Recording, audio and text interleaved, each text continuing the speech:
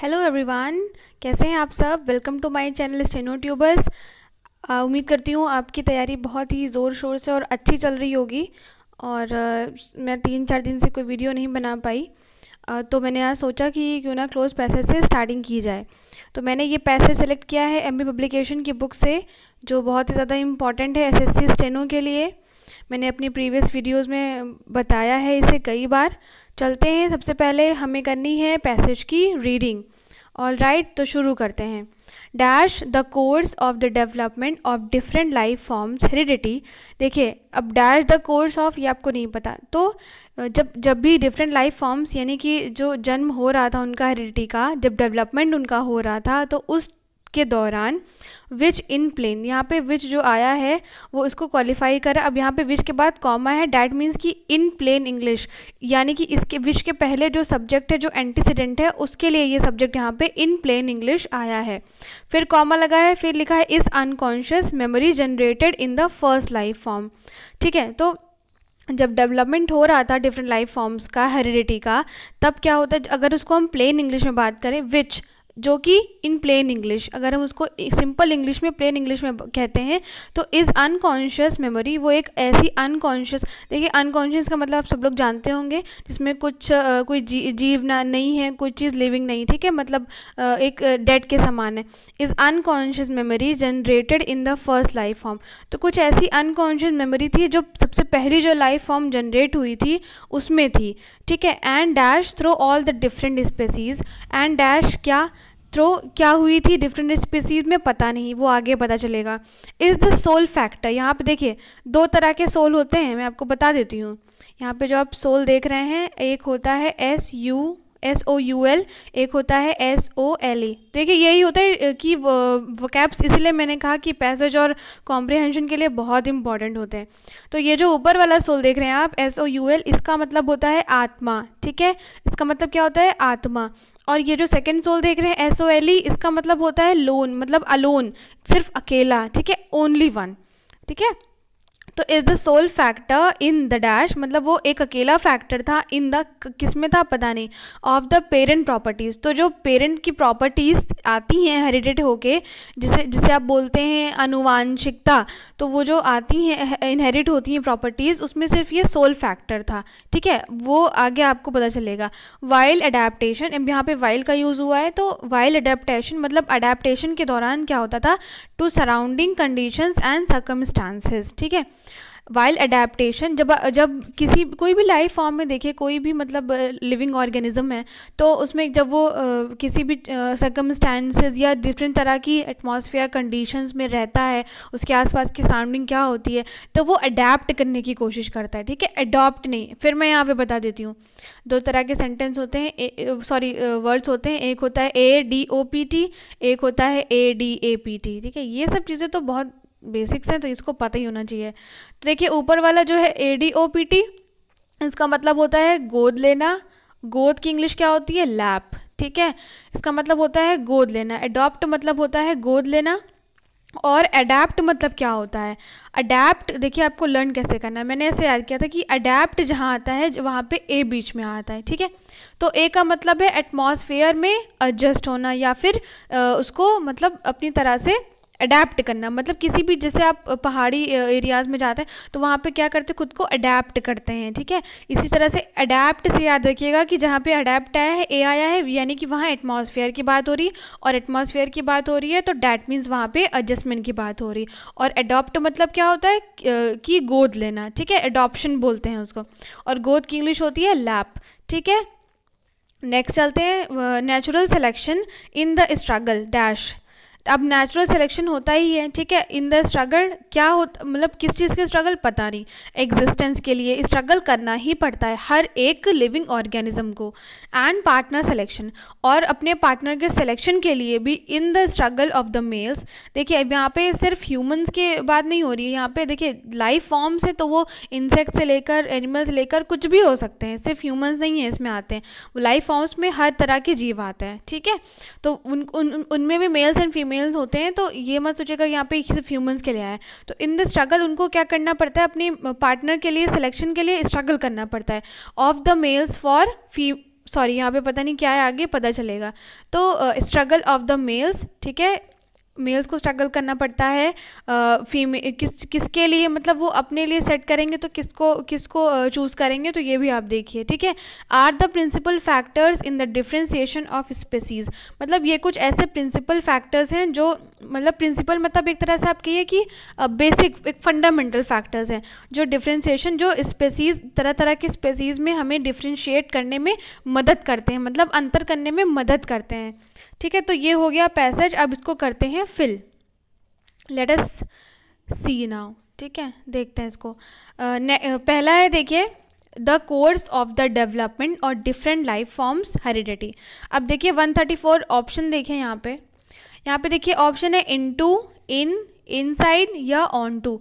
तो देखिए inside the course of, मतलब इनसाइड कहाँ पे यूज़ होता है किसी चीज़ के, देखिए इनसाइड और इनमें भी बहुत डिफरेंस होता है, तो इनसाइड यहाँ पे कोई सेंस नहीं ला रहा है, ठीक है।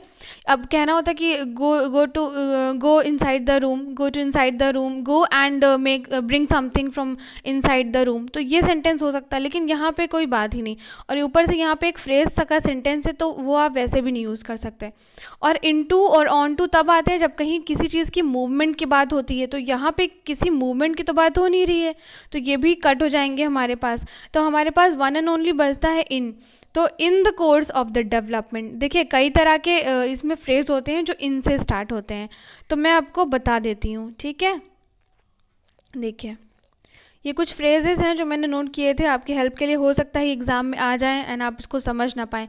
तो पहला हमारा है इन द कोर्स ऑफ, मतलब किसी चीज़ के, कोर्स का मतलब होता है कि उस पर्टिकुलर प्रोसेस या उस पर्टिकुलर चीज़ के टाइम, मतलब उस पूरी प्रोसेस का टाइम जो लगा उसको हम कोर्स बोलते हैं, ठीक है। इन द कोर्स ऑफ मतलब इस चीज़ के होने के दौरान। नेक्स्ट है हमारा in due course. In due course मतलब होता है at some time in the future, मतलब क्वाइट सून, ये मतलब इन ड्यू कोर्स, ये जल्दी होगा, मतलब फ्यूचर में जल्दी होगा, ये इस सेंस में यूज़ होता है। नेक्स्ट है हमारा इन ड्यू टाइम, मतलब सही समय आने पर, ठीक है, ड्यू टाइम मतलब सही समय आने पर। नेक्स्ट है in a short span of time, तो मतलब बहुत ही कम, सॉरी इसका मतलब होता है कि बहुत ही कम पीरियड, मतलब टाइम पीरियड के समय में ये चीज़ होगी, ठीक है। शॉर्ट मतलब स्पैन ऑफ टाइम यूज़ करते हैं किसी चीज़ का टाइम इंटरवल के लिए, ठीक है। नेक्स्ट है इन अ मिनट, ये तो आप जानते हैं। इन ल्यू ऑफ, इसका मतलब होता है इंस्टेड ऑफ, या किसी चीज़ को रिप्लेस करना या सब्स्टिट्यूट करना, ठीक है। देखिए इंस्टेड ऑफ और इन ल्यू ऑफ की मीनिंग सेम होती है, तो हो सकता है ये भी फ्रेज कभी आपको मिल जाए। नेक्स्ट है इन ऑर्डर टू, इसका मतलब होता है के लिए, ठीक है। नेक्स्ट है इन द केस ऑफ, मतलब इस चीज़ के केस में, ये तो सिंपल है। इन व्यू ऑफ द फैक्ट, मतलब इसका मतलब क्या, किसी चीज़ को, किसी फैक्ट को हम व्यू कर रहे हैं तो उसका मतलब उसे हम उसका रीज़न बता रहे हैं, ठीक है। बिकॉज या फिर एज अ रिजल्ट, ये दोनों सेम मीनिंग होती है। बिकॉज की जगह पे भी इन view of the fact use हो सकता है और एज अ रिजल्ट की प्लेस पे भी इन view of the fact use हो सकता है। तो ये कुछ फ्रेजेस थे जो मैंने नोट किए थे, मैंने सोचा ये इंपॉर्टेंट है तो मैं आपको बता देती हूँ। तो चलते हैं अपने क्लोज पैसेज पे, ठीक है। देखिए तो ये हुआ, अब हम देखते हैं कि नेक्स्ट क्या है, ठीक। तो विच इन प्लेन इंग्लिश, जो कि प्लेन इंग्लिश में हम इसे क्या कहते हैं, इज़ अनकॉन्शियस मेमोरी, वो एक अनकॉन्शियस मेमोरी होती है जो जनरेट होती है in the first life form, ठीक है। लाइफ फॉर्म मतलब किसी तरह की लाइफ है, वो जब फॉर्म करती है, जन्म लेती है, तो उसमें वो चीज़ें जनरेट होती हैं एक अनकॉन्शियस मेमोरी के टाइप में, ठीक है। And dash through all the different species, ठीक है। अब देखिए तो आपको यहाँ पे आप ऑप्शन देखिए 135 में हमारा है ट्रांसमिट, ट्रांसमिटिंग, टू ट्रांसमिट या ट्रांसमिटेड। तो देखिए इसमें आपको वर्ड्स की कन्फ्यूजन, तो वोकैब्स का कोई काम नहीं करना, क्योंकि इसमें सेम ट्रांसमिट ही एक वर्ब दी है आपको। अब इसी की वर्ब फॉर्म में आपको काम करना है कि फर्स्ट फॉर्म आएगी, सेकेंड फॉर्म आएगी, आईएनजी वाली आएगी या जो भी आएगी, ठीक है। टू प्लस इन्फिनेटिव आएगा। तो आपको देखिए यहाँ पे पढ़िए, is unconscious memory generated in the first life form. तो यहाँ पे आपको एक वर्ब मिली जो कि है जनरेटेड, ठीक है। अब यहाँ पे आपको एक एंड से जोड़ा गया है, तो एंड से जोड़ा है, मैंने बताया है कि एंड जब आता है तो उसके पहले भी सेम फॉर्म आती है और उसके बाद में भी सेम फॉर्म आती है। अब अगर एंड आपको दिया गया है तो उसके पहले अगर आपकी आईएनजी फॉर्म आई है तो इसके बाद भी आपकी आईएनजी फॉर्म ही आएगी। अगर सॉरी यहाँ पे 1 होगा, अगर V2 आया है यानी कि सेकंड फॉर्म आई है, एंड आया है, तो उसके बाद फिर V2 आएगी। ये चीज़ आपको क्लियर रखनी है, ठीक है। तो यहाँ पे देख लेते हैं कि यहाँ पे आया है जनरेटेड, यानी कि हमारी यूज़ हुई है सेकंड फॉर्म। तो हमें क्या करना है, वर्ब की सेकंड फॉर्म ही चूज़ करनी है। तो ट्रांसमिट तो सेकंड फॉर्म हुई नहीं, कट हो गई। ट्रांसमिटिंग भी नहीं आएगा। अगर यहाँ पे जनरेटिंग होता तो ट्रांसमिटिंग आता, या जनरेट होता तो ट्रांसमिट आता। अब यहाँ पे टू जनरेट होता तो टू ट्रांसमिट आता, जो कि है नहीं। तो यहाँ पे है जनरेटेड और हमें सेम वर्ब की सेलेक्ट करनी है, तो यहाँ पे होगा ट्रांसमिटेड। दैट इज़ क्लियर, ठीक है। तो transmitted through all the different species is the sole factor. ये एक सोल फैक्टर है in the dash of the parent properties. अब हम देख लेते हैं क्या है 136 में।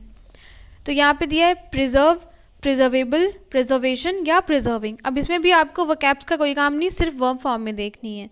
अब आप इसमें कैसे देखेंगे, इसमें लिखा है is the sole factor in the के बाद आता है क्या, हमारा नाउन, ठीक है। द के बाद आता है हमारा नाउन। अब आपको देखना है इन सब में से नाउन कौन सा है। तो देखिए प्रिजर्विंग हमारी वर्ब हो गई, प्रिजर्वेबल हमारा हो गया एडवर्ब, सॉरी एडजेक्टिव, ठीक है। ये प्रिजर्व हो गया हमारा देखिए ये भी हमारी वर्ब हो गई। हमारा जो मैंने बताया है कि अगर आपके लास्ट में वर्ड के TION आता है या NESS आता है, तो ऐसे वो जो वर्ड्स होते हैं वो नाउन होते हैं। तो आपको बाकी तीनों को तो देखना ही नहीं। अगर आपको ये पता है कि लास्ट में TION आया है यानी कि प्रिजर्वेशन, यानी कि यहाँ पे नाउन जो है हमारा प्रिजर्वेशन है, तो ऑप्शन नंबर C जो है हमारा सही होगा, ठीक है। नेक्स्ट देखते हैं। नेक्स्ट है preservation of the parent properties while adaptation to surrounding conditions and circumstances, ठीक है। Natural selection in the struggle dash existence. अब वो स्ट्रगल कर रहे हैं, एग्जिस्टेंस के लिए कर रहे हैं ना। तो देखिए यहाँ पे 137 में देखिए, तो अब देखिए आप, स्ट्रगल क्या होता है, किसी चीज़ के लिए होता है, ठीक है। या तो हमारा किसी चीज़ का स्ट्रगल होता है या किसी चीज़ के लिए स्ट्रगल होता है। तो हम फिलहाल ऑप्शन देख लेते हैं, फॉर, फ्रॉम, फॉर्म या ऑफ। तो स्ट्रगल ऑफ, ये ऑफ तो नहीं यूज़ होता, ये यूज़ होता है हमेशा, मैंने बताया डिटैचमेंट के लिए, ठीक है। किसी चीज़ का सेपरेशन का दिखाता है ये ऑफ। तो struggle form, form existence, struggle form नहीं। अगर यहाँ पे फॉर्म के बाद ऑफ आता तो हम मान भी सकते थे, बट यहाँ पे नहीं आया, तो फॉर्म तो नहीं सही होगा। स्ट्रगल फ्रॉम एग्जिस्टेंस मतलब एग्जिस्टेंस से स्ट्रगल, व्हाट इज दिस, नहीं, ये भी कोई सेंस नहीं बना रहा, ठीक है। देखिए हमेशा दो चीज़ें आती हैं स्ट्रगल के साथ, एक आता है ऑफ, एक आता है फॉर। तो यहाँ पे ऑफ तो आया नहीं है, तो यहाँ पे इसलिए हम फॉर को सही करेंगे। तो हमारा option number A is correct, ठीक है। नेक्स्ट चलते हैं। नेक्स्ट है ये हो गया फॉर एग्जिस्टेंस एंड, यानी कि एग्जिस्टेंस के लिए उन्हें क्या है, जो नेचुरल सिलेक्शन होता है इसलिए होता है कि उन्हें एग्जिस्टेंस के लिए उन्हें स्ट्रगल करना पड़ता है, ठीक है।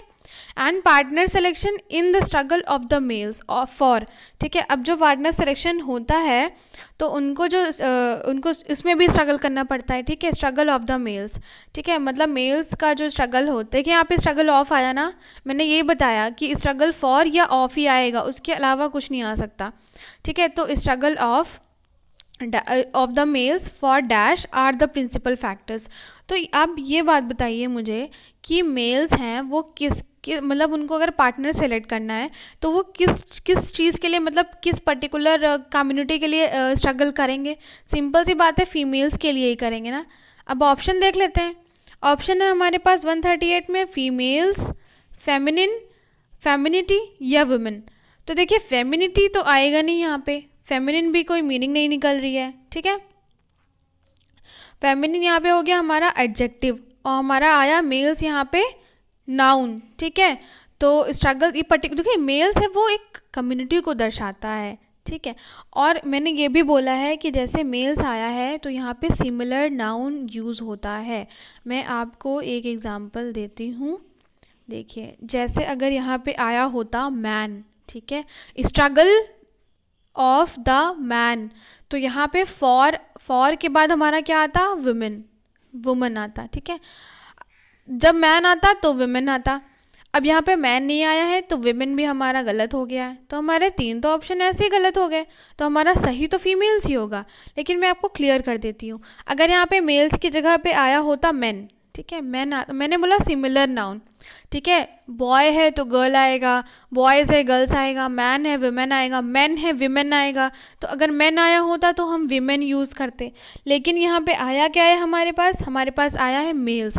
तो सिंपल सी बात है, मेल्स आया है तो मेल्स हमेशा फीमेल्स के लिए स्ट्रगल करते हैं। Are the principal factors in the differentiation of species, ठीक है। तो बाकी ये आपको क्लियर हो गया।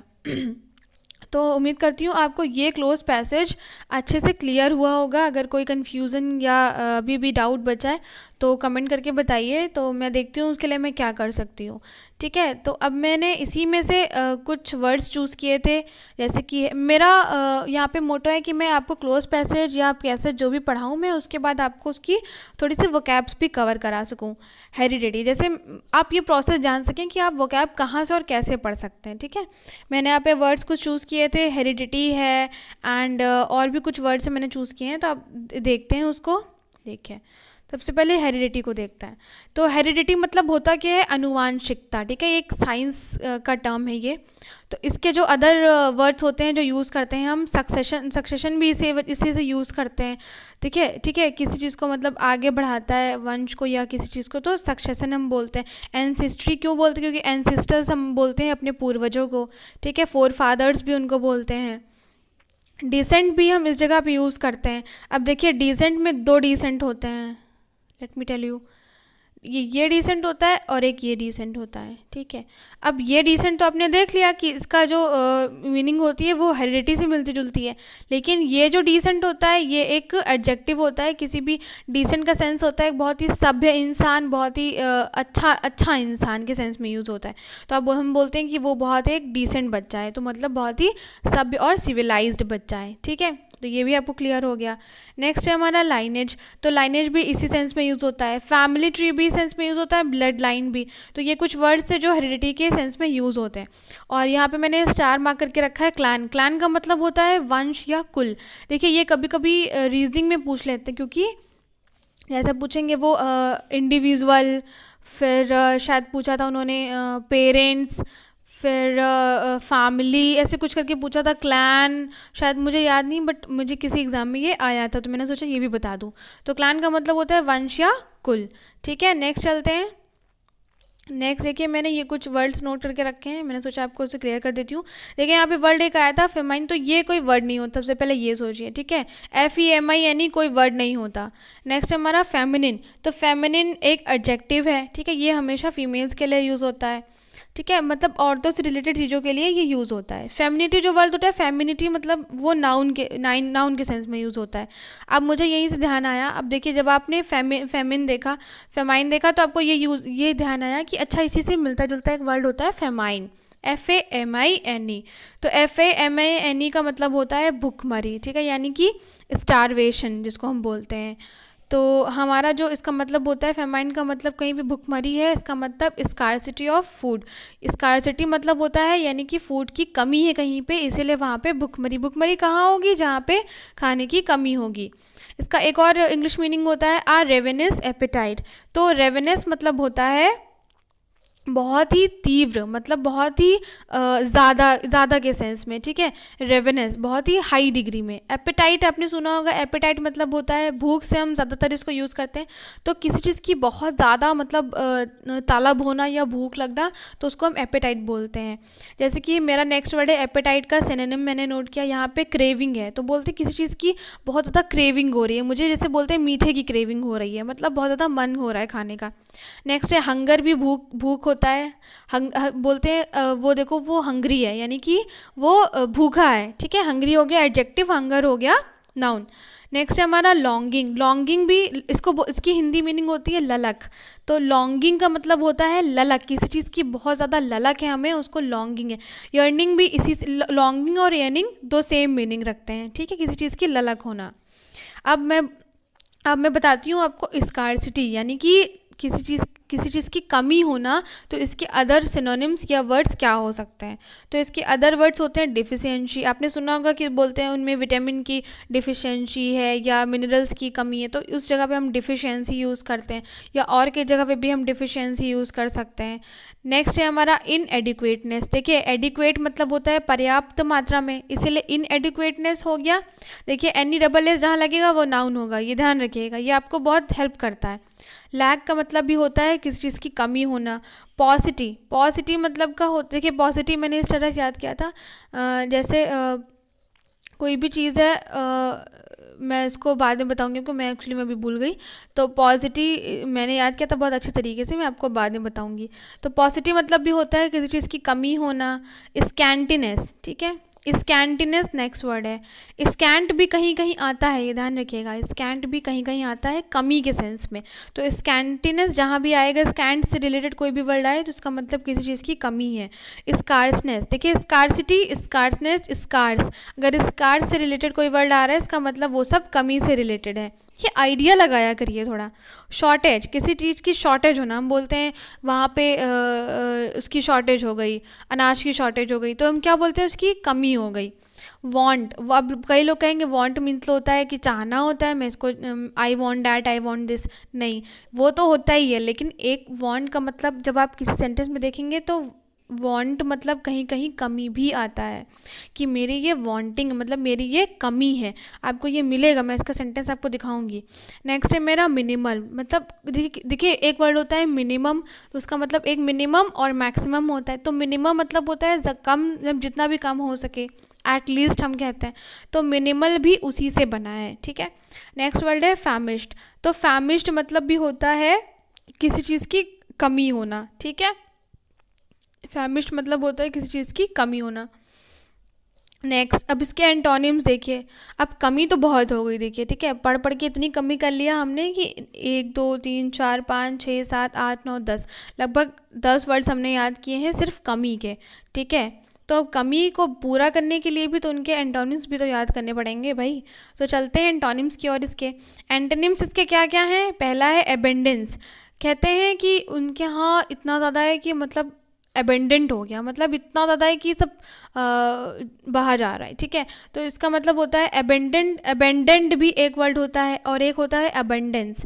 तो अबंडेंस का मतलब भी होता है काफ़ी मात्रा में होना, ठीक है। अब एडिक्वेट, यहाँ पे इनएडिक्वेट था तो अपोजिट हो गया, अब एडिक्वेट तो इसका एंटोनिम ही होगा काफ़ी मात्रा में हो।